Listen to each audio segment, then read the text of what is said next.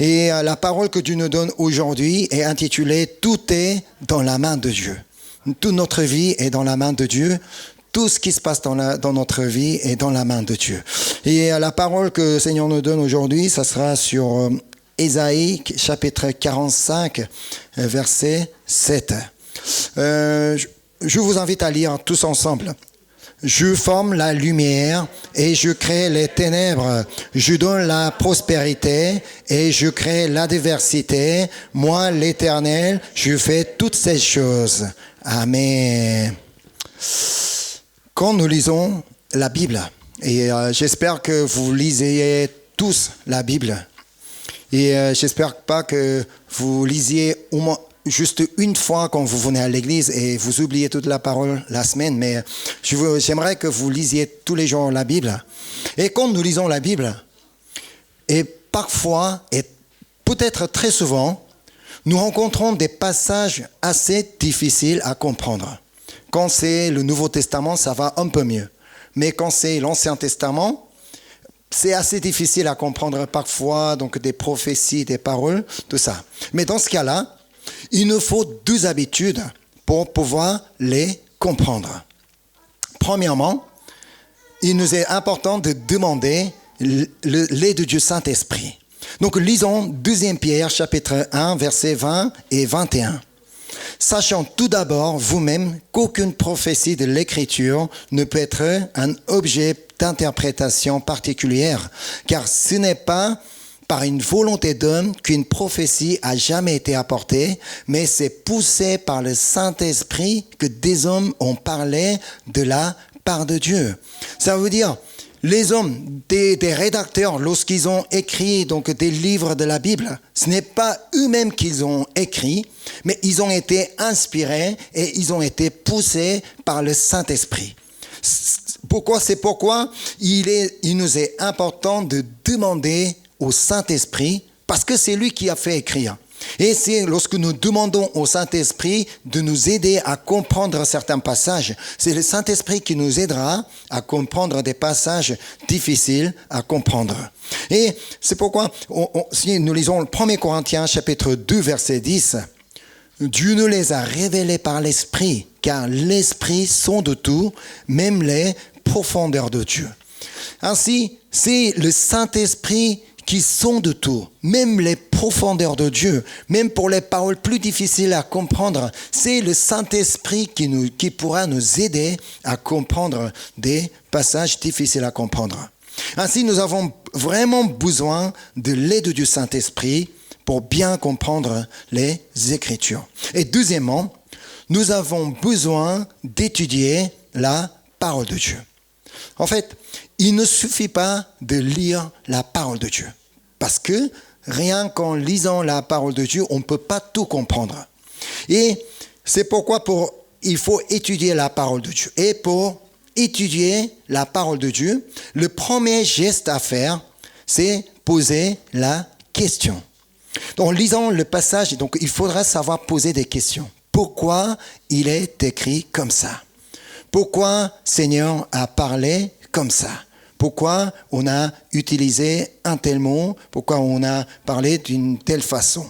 Tant qu'on ne pose pas la question, on ne cherchera jamais à approfondir la connaissance de la parole de Dieu. C'est important de poser la question. De même, pour mieux comprendre le passage d'aujourd'hui que nous avons lu, nous avons aussi besoin de poser la question. Donc, on va relire le texte aujourd'hui. Ésaïe 45, verset 7. Je forme la lumière et je crée les ténèbres. Je donne la prospérité et je crée l'adversité. Moi, l'Éternel, je fais toutes ces choses. Quelle serait donc la question que nous pouvons poser ici? Oui, on serait tout d'abord d'accord de dire que Dieu a formé la lumière et que Dieu donne la prospérité. Mais est-ce qu'il est vrai que Dieu a créé les ténèbres? Est-ce que Dieu a créé l'adversité? Parlons d'abord des ténèbres. Est-ce que vous pensez que c'est Dieu qui a créé des ténèbres? On va aller voir le premier chapitre de Genèse. Genèse chapitre 1, versets 3 à 5. Dieu dit, que la lumière soit, et la lumière fut. Oui, Dieu a créé la lumière. Mais lisons la suite. Dieu vit que la lumière était bonne, et Dieu sépara la lumière d'avec les ténèbres. Dieu appela la lumière jour, et il appela les ténèbres nuit. Ainsi, il y eut un soir, et il y eut un matin, ce fut le premier jour. En fait, ce qui est important, c'est que les ténèbres n'existent pas réellement. Les ténèbres ne sont que l'absence de lumière. Donc les ténèbres n'existent pas tel qu'il est. En fait, c'est l'absence de lumière qui donne des ténèbres. La nuit est sombre. La nuit est sombre car elle est causée par l'absence de lumière de soleil. C'est tout. Ce sont les ténèbres qui existent, qui couvrent la lumière. Non.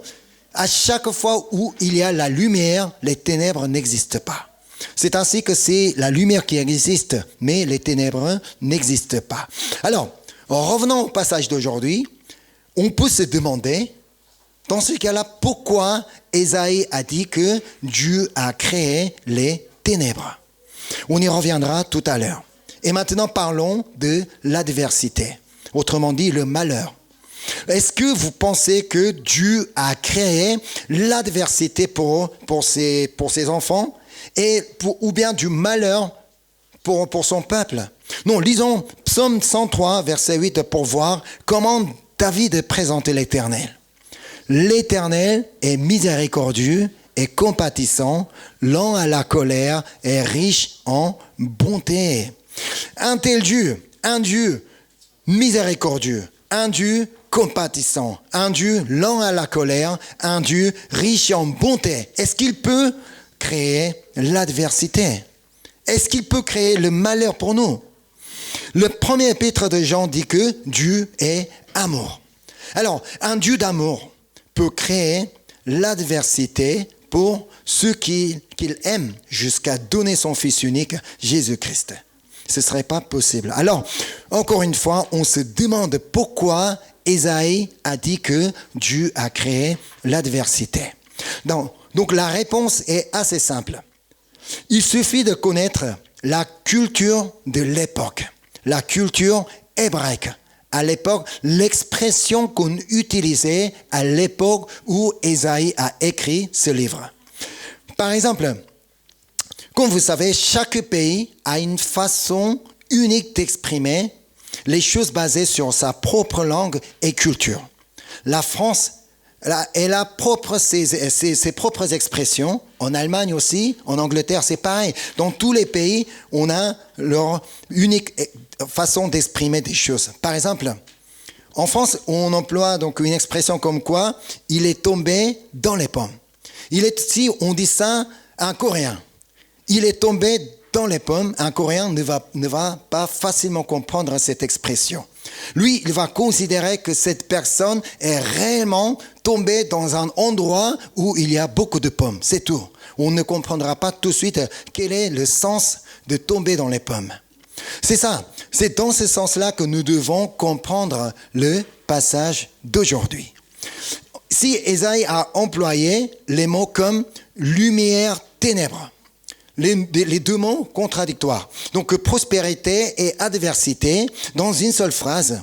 C'est une forme typique d'expression hébraïque dans laquelle des formes opposées, donc deux formes opposées sont appareillées pour représenter la totalité des choses. On a fait exprès de parler en même temps la lumière, ténèbres et prospérité, adversité pour représenter la totalité des choses. C'est pourquoi, en revenant au passage d'aujourd'hui, si on relit, « Je forme la lumière et je crée les ténèbres. Je donne la prospérité et je crée l'adversité. Moi, l'Éternel, qu'est-ce qu'il dit? Je fais toutes ces choses. » C'est pour dire ça. C'est pour dire que moi, l'Éternel, je fais toutes ces choses. C'est pourquoi il a utilisé cette expression « Je forme la lumière, je crée les ténèbres ». C'est dans le but de mettre l'accent sur le fait que c'est Dieu qui fait toutes ces choses. Tout ce qui se passe dans notre vie, c'est Dieu qui les fait. C'est pourquoi il a utilisé cette expression. Là, en fait, on peut voir que ce n'est pas Ésaïe lui-même qui a parlé ainsi. C'est Dieu éternel, lui, a même parlé à Ésaïe pour qu'il puisse écrire dans son livre. C'est là qu'on peut comprendre pourquoi David a dit que Dieu est riche en bonté. Parce que Dieu est tellement bon. Parce qu'il voulait aider la compréhension des Hébreux. Aujourd'hui, ce sont des Juifs, mais à l'époque, on appelait des Hébreux. Mais pour aider leur compréhension, il a parlé avec leur propre expression. C'est ainsi que Dieu ne parlera jamais à une autre langue avec une expression qu'on ne peut jamais comprendre. Il parlera toujours de manière à ce que nous puissions comprendre. Il ne nous parlera jamais en allemand. Il ne nous parlera jamais en russe qu'on ne connaît pas. Il viendra toujours nous parler de manière à ce que nous puissions comprendre. Si on est coréen, il viendra nous dire en coréen. Si on est français, on viendra parler en français. Il ne nous compliquera jamais les choses parce qu'il est riche en bonté. Mais il est vrai que parfois, nous, dans notre vie, on a l'impression que c'est Dieu. Dieu a créé l'adversité dans notre vie, comme dit le texte d'aujourd'hui. C'est là que nous devons nous rappeler cette dernière phrase. Moi, l'Éternel, je fais toutes ces choses. C'est Dieu qui fait tout dans notre vie. Ça veut dire tout est dans la main de Dieu. Que ce soit des bonnes choses, des mauvaises choses, c'est Dieu qui fait tout dans notre vie. Alors si jamais nous passons une période extrêmement difficile, sachons que ce n'est pas du malheur. Ce n'est pas pour nous donner du malheur que Dieu nous a créé cette situation, mais ce n'est qu'une épreuve. Dieu peut nous donner une épreuve, mais pas du malheur. Il n'est pas là pour nous donner du malheur. Donc, lorsque nous sommes face à une épreuve, nous devrions toujours rappeler cette parole de Corinthiens. 1 Corinthiens chapitre 10, verset 13. Aucune tentation ne vous est survenue qui n'ait été humaine, et Dieu, qui est fidèle, ne permettra pas que vous soyez tentés au-delà de vos forces. Mais avec la tentation, il préparera aussi le moyen d'en sortir afin que vous puissiez la supporter. Amen. Cette épreuve que vous passez actuellement, je ne sais pas quelle épreuve que vous êtes en train de passer, mais cette épreuve ne sera jamais au-delà de vos forces, ne sera jamais au-delà de votre capacité. Et Dieu préparera toujours le moyen d'en sortir afin que vous puissiez la supporter. Alors, ce qui nous est important, c'est d'avoir toujours la confiance en Dieu. C'est important d'avoir toujours la confiance en Dieu parce que tout est dans la main de Dieu. Et même si on est face à un problème, des difficultés, c'est là que nous devons toujours faire confiance en Dieu parce que tout est géré par la main de Dieu. Parce que c'est Dieu qui a tout créé, c'est Dieu qui nous a permis cette épreuve. S'il nous met à l'épreuve, parce qu'il a une raison, il ne nous mettra jamais à l'épreuve sans aucune raison. Voilà, donc, mais je vais le mettre à l'épreuve. Vas-y, connais la difficulté. Non, c'est pas ça. Il a toujours raison de nous permettre des épreuves. C'est pourquoi Romains chapitre 8, verset 28 dit « Nous savons du reste que toutes choses, y compris des difficultés et des problèmes, concourent au bien de ceux qui aiment Dieu, de ceux qui sont appelés selon son dessein. » Amen. Alors la question ici, est-ce que vous aimez Dieu? Est-ce que vous aimez Dieu? Non, personne n'aime Dieu ici. Bon, tant pis. Est-ce que vous aimez Dieu? Amen. Est-ce que vous croyez que vous êtes appelés selon son dessein? Amen. Même avant notre existence, Dieu avait déjà un plan pour chacun de nous, un plan parfait pour chacun de nous. Alors, nous sommes tous appelés selon son dessein. Personne parmi nous n'existe au hasard. Nous, on existe dans le plan parfait de Dieu. Quoi qu'il arrive dans notre vie, sachez que tout est dans la main de Dieu qui est riche en bonté. Amen. Aujourd'hui, je voudrais donc vous parler d'un personnage biblique. Je pense en avoir déjà parlé plusieurs fois donc, de ce personnage, parce que ce personnage représente bien ce qu'est vraiment comment surmonter l'épreuve, donc pourquoi on doit passer des épreuves et des difficultés, et que finalement tout concourt au bien. Donc il s'appelle Joseph, le 11e fils de Jacob. Il est quelqu'un qui a connu innombrables hauts et bas dans sa vie. Il a perdu sa maman quand il était encore tout petit. Et il est donc élevé par les autres femmes de son père avec son petit frère. Donc à l'époque, c'était la polygamie. Donc son papa avait 4 femmes, mais malheureusement, donc la maman de Joseph est morte, mais il a été élevé par les 3 autres mamans. Quand même, comme la mère de Joseph était la femme préférée de Jacob, son père l'aimait plus que tous ses autres fils. Il était le fils préféré de son père. C'est pour cela la Bible dit que ses frères l'a pris en haine. Genèse 37, verset 4. Ses frères virent que leur père l'aimait plus que tous et ils le prirent en haine. Ils ne pouvaient lui parler avec amitié. Cela signifie que sa vie dans la famille n'a pas été facile. Il ne s'entendait pas bien avec ses frères. Voilà, on ne peut pas connaître la vraie ambiance de la famille, mais en tout cas, c'était pas facile pour Joseph. Et un jour, il lui arrive quelque chose qui aggrave sa situation. C'est qu'il a eu un songe. Et lorsqu'il en a raconté à ses frères, ils l'ont haï encore davantage. C'est ce que dit verset 5. Et comme... il fallait corriger. Joseph eut un songe et il leur raconta à ses frères qu'ils le haïrent encore davantage. Joseph a été haï par ses frères. C'était ça. Donc dans la famille, il était comme ça. Il a vu ses relations avec ses frères se détériorer simplement parce qu'il a fait un songe. Il n'a pas été si mauvais que ça, mais il avait des problèmes avec son frère. Et un jour, son père l'a envoyé à ses frères qui faisaient paître son troupeau. Parce que les frères de Joseph étaient partis loin pour faire paître le troupeau. Et son père l'a envoyé pour savoir s'ils vont bien et tout se passe bien. Et Joseph est parti rejoindre ses frères. Et la Bible raconte ce qui s'est passé lorsqu'il est arrivé auprès d'eux. Genèse 37, versets 23 et 24. Lorsque Joseph fut arrivé auprès de ses frères, ils le dépouillèrent de sa tunique, de la tunique de plusieurs couleurs qu'il avait sur lui. Ils le prirent et le jetèrent dans la citerne. Ces citernes étaient vides, il n'y avait point d'eau. Au début, ses frères avaient vraiment l'intention de le faire mourir. C'est ainsi qu'ils n'aimaient pas leur frère. Mais finalement, ils décident de le vendre aux Ismaélites. Ainsi, Joseph est devenu esclave du jour au lendemain, alors qu'il était un fils préféré de son père.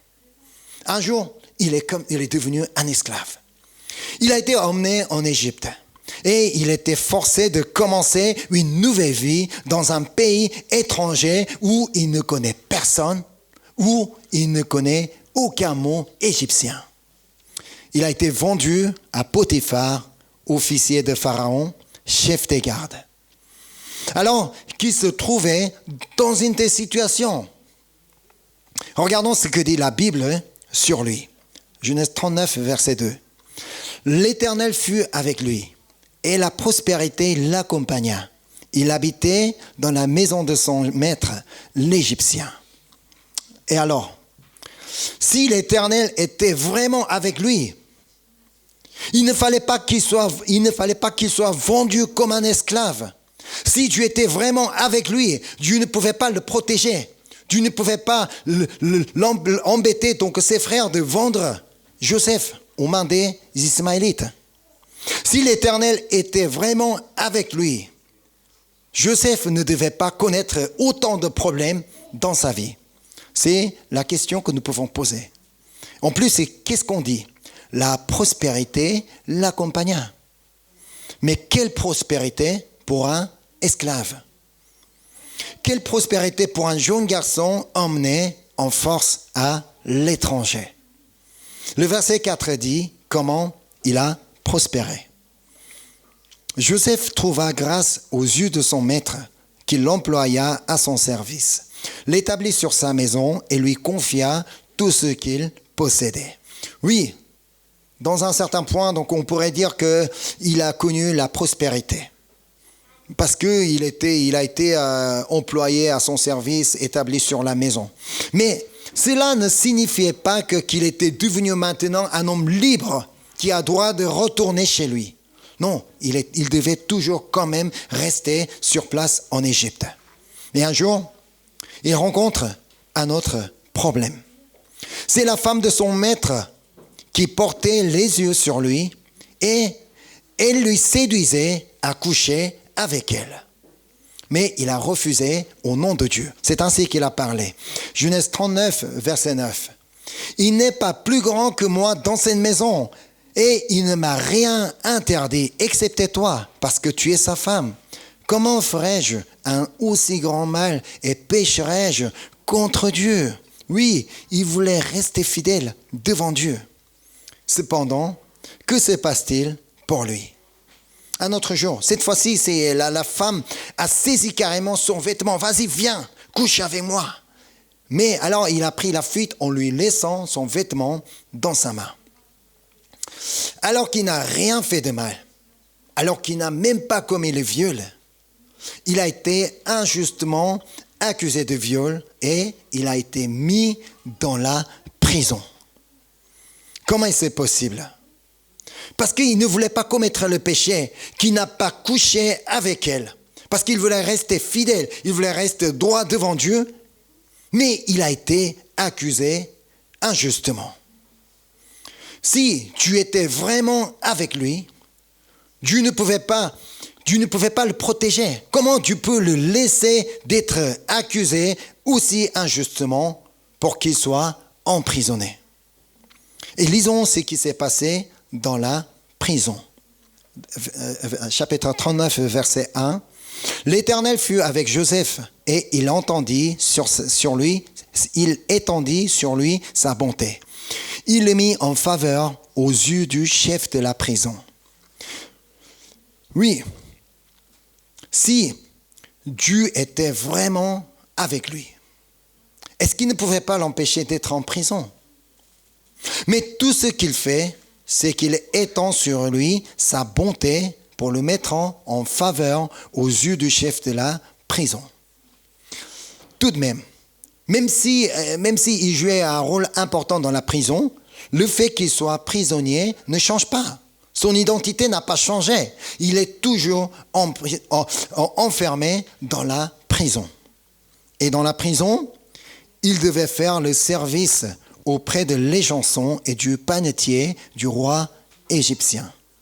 Un jour, Joseph rend compte qu'ils étaient tous les deux tristes. Alors, il leur demande ce qui s'est passé et ils expliquent comme quoi ils ont eu un songe, mais ils ne trouvent personne pour en expliquer. Alors, c'est pourquoi ils étaient tristes. Donc, Joseph leur propose d'expliquer leur songe. Et exactement comme il avait expliqué, l'échanson du roi a retrouvé sa place initiale auprès du roi, mais le panetier a été pendu. En fait, avant que l'échanson reprenne sa place, Joseph lui avait demandé de parler de son cas au roi Pharaon pour qu'il puisse sortir de prison, parce qu'il n'a rien fait de mal. Il a été accusé injustement. Tu peux parler au roi pour que je puisse sortir d'ici. Mais malheureusement, les chansons du roi l'a complètement oublié. Alors Joseph a dû encore rester pendant 2 ans dans la prison. Et au bout de 2 ans, Pharaon a eu un songe, mais personne n'était capable de l'expliquer. C'est là que les chansons s'est souvenu de Joseph. Oh, roi! Mais je me rappelle d'un Hébreu qui nous avait expliqué notre songe. Et c'est ce qui s'est passé exactement. Donc, je te propose de le faire venir pour expliquer ton songe. C'est là qu'il a été appelé. Joseph explique son songe et lui donne des conseils pour l'avenir du pays. Son explication a plu au roi. Alors, à l'instant même, sur place, même il lui a donné le commandement de tout le pays d'Égypte. Ça, son identité a été complètement changée un jour. À l'âge de 30 ans, il est devenu le premier ministre de l'Égypte et cela signifie qu'il a passé 13 ans dans ce pays. Il a passé 13 ans en Égypte. Et ces 13 ans en Égypte ne devaient jamais être faciles pour lui. Il n'était pas là comme un étudiant étranger avec son titre de séjour en Égypte. Non, il a été emmené en force, comme un esclave. Et il a passé 13 ans comme ça, donc sans voir sa famille. Mais, comme je l'ai souligné au début, toutes choses concourent au bien de ceux qui aiment Dieu, de ceux qui sont appelés selon son dessein. Donc, Romains 8, verset 28. Nous savons du reste que toutes choses concourent au bien de ceux qui aiment Dieu, de ceux qui sont appelés selon son dessein. Joseph était quelqu'un qui aimait Dieu et qui était appelé selon le dessein de Dieu. Alors, malgré tous ces problèmes qu'il a connus pendant des années, il a compris que toutes choses concourent au bien. En fait, le dessein de Dieu était que Joseph devienne le premier ministre de l'Égypte. Ce n'était pas pour Joseph lui-même, pour qu'il soit pour sa gloire. Ce n'était ni pour sa gloire, ni pour sa richesse, ni pour son succès, ni pour son autorité, mais c'était uniquement pour la famille de Jacob, pour sauver la famille de Jacob de la famine. Parce que Dieu voulait épargner la famine de Jacob, de la famine qui va frapper tout le territoire. Il fallait d'abord que Joseph devienne le premier ministre de l'Égypte. Mais pour qu'il soit le ministre de l'Égypte, il fallait d'abord qu'il aille en Égypte. Tout en restant dans son pays, il ne peut pas devenir un jour à l'autre le ministre d'un pays étranger. Alors, Dieu a servi ses frères pour qu'ils le vendent aux mains des Ismaélites, afin que Joseph soit vendu en Égypte, pour que Joseph puisse arriver en Égypte. Alors, le fait d'être vendu comme un esclave pouvait être vu comme un problème dans sa vie, mais finalement, ce problème a été servi pour qu'il puisse s'installer en Égypte. Et en Égypte, il a été acheté par Potiphar, officier de Pharaon, chef des gardes. Et Joseph a pu apprendre beaucoup de choses sur l'Égypte pendant qu'il était au service de Potiphar. Comme Potiphar était le chef des gardes, l'officier du roi, Joseph pouvait rencontrer constamment des personnes au service des gardes. Et ainsi, il pouvait accumuler des connaissances sur le système des gardes, le système militaire de l'Égypte. Ce n'est pas lui qui a eu le désir d'apprendre tout ça, mais parce qu'il était chez Potiphar qu'il pouvait apprendre tout ça automatiquement. Et parce qu'il a été accusé de viol, il pouvait être mis dans la prison où les prisonniers du roi étaient enfermés. Qui sont les prisonniers du roi? Ce sont les politiciens, ceux qui étaient en politique. Ça veut dire, pendant qu'il était dans la prison, il pouvait avoir des connaissances des gens qui étaient au service du roi, qui étaient dans la politique. Et encore, il pouvait rencontrer les chansons et le panetier du roi, ceux qui étaient les plus proches du roi. Ce sont les gens qui connaissaient mieux Pharaon. Donc, il pouvait parler du Pharaon, qu'est-ce qu'il aime manger, quelles sont ses pensées, quel est son caractère. C'est ainsi que Joseph pouvait apprendre de Pharaon, il pouvait apprendre la politique égyptienne. Les années qu'il a passées dans la prison lui a permis d'accumuler des connaissances sur la politique du pays. Si Joseph a dû rester encore 12 ans dans la prison parce que les chansons l'ont complètement oublié, c'était aussi le plan de Dieu, c'était la volonté de Dieu. Parce qu'il fallait que Joseph ait ses 30 ans. Selon la loi égyptienne de l'époque, si on n'avait pas encore 30 ans, on ne pouvait pas devenir le ministre du pays. À l'époque, il avait encore 28 ans. Alors Dieu a laissé encore 2 ans dans la prison pour qu'il ait ses 30 ans. Et c'est avec ses 30 ans qu'il pouvait devenir le ministre de l'Égypte. Et encore parce qu'il a vécu 13 ans en Égypte. Il pouvait bien apprendre à parler la langue égyptienne. Mais c'est vrai que même si nous, on est là pendant plus de 10 ans, c'est toujours pas facile de parler français, ça c'est vrai. Mais Joseph, lui, il était obligé de parler égyptien. Il était forcé parce qu'il devait travailler pour le service de Potiphar, dans la prison, il devait servir les autres personnes. Il était forcé d'apprendre la langue égyptienne. Et comme il était chez un officier du roi, pas n'importe qui, il n'a pas appris la langue du marché. Il n'a pas appris la langue des esclaves.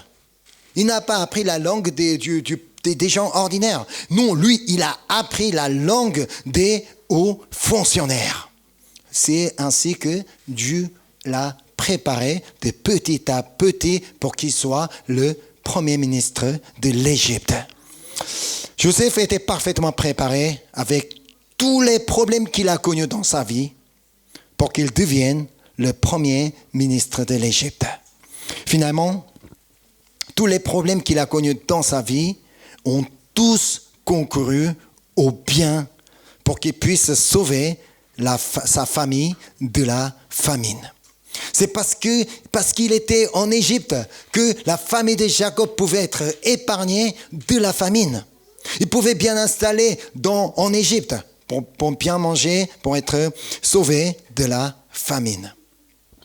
Comme la vie de Joseph était dans la main de Dieu, c'est pareil, notre vie est aussi dans la main de notre Seigneur.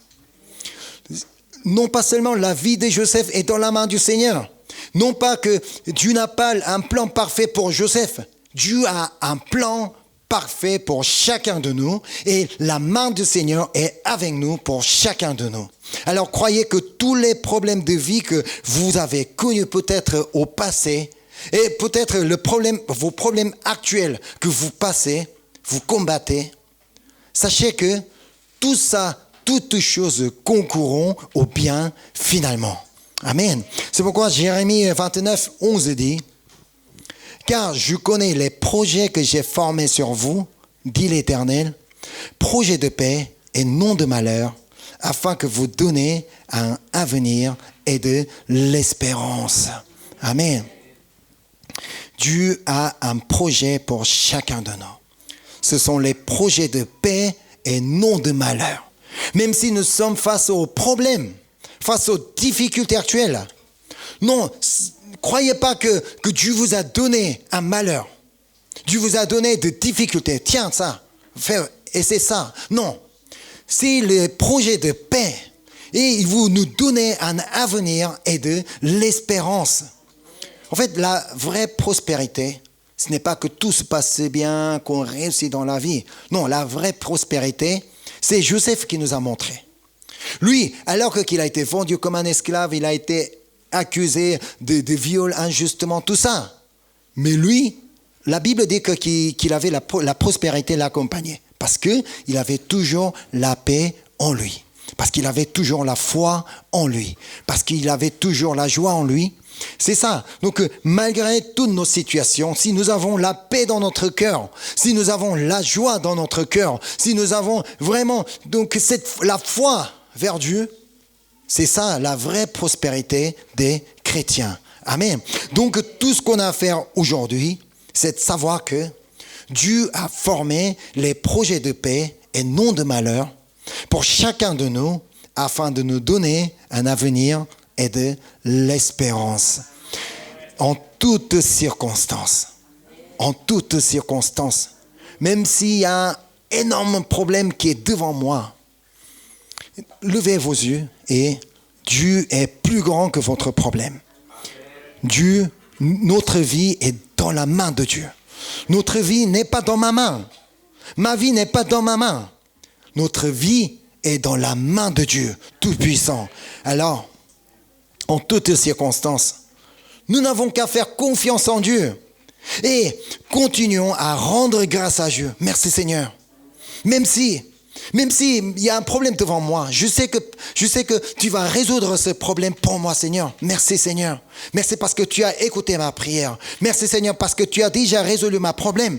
Merci Seigneur parce que tu as déjà fait de bonnes choses dans ma vie. Ainsi, nous allons pouvoir vraiment triompher dans notre vie sans tomber. Et en fait, c'est vrai que personne n'aime avoir des problèmes dans sa vie. Même moi, j'aime pas avoir des problèmes. Tout le monde n'aime pas avoir des problèmes. Tout le monde veut que tout se passe bien et que je ne connais que des bonnes choses dans la vie. Mais tant qu'on sait que toute chose concourt au bien, rappelez l'histoire de Joseph. Tout ce qu'il a vécu, on n'a jamais été pire que Joseph. Mais toute chose concourt au bien. Si on croit que toute chose concourt au bien, on va pouvoir surmonter tous ces problèmes parce que notre Dieu, qui est fidèle, ne permettra pas que nous soyons tentés au-delà de nos forces. Mais avec la tentation, il préparera un moyen d'en sortir afin que nous puissions la supporter. Amen. C'est pourquoi aujourd'hui, à partir d'aujourd'hui, je voudrais vraiment que nous ayons cette confiance en Dieu, que nous croyons que notre vie est dans la main de notre Seigneur. Il a fait toutes choses. Alors c'est lui qui gère tout. Alors notre vie est dans sa main. Alors nous n'avons qu'à faire confiance en lui. Amen. Maintenant, donc je vais inviter l'équipe de louange. On va chanter la louange et nous allons prendre un moment de prière.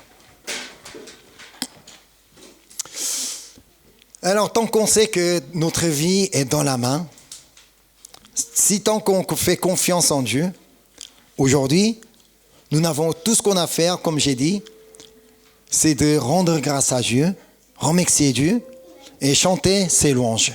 C'est tout ce qu'on a à faire. Et le reste, c'est Dieu qui gérera. Donc, le reste, c'est Dieu qui accomplira. Alors, donc, aujourd'hui, avec ces chants, j'aimerais que nous puissions vraiment chanter. Et avec ces chants, pour que ce soit notre confession personnelle. Pour que ce soit ma confession personnelle. Chantons ensemble.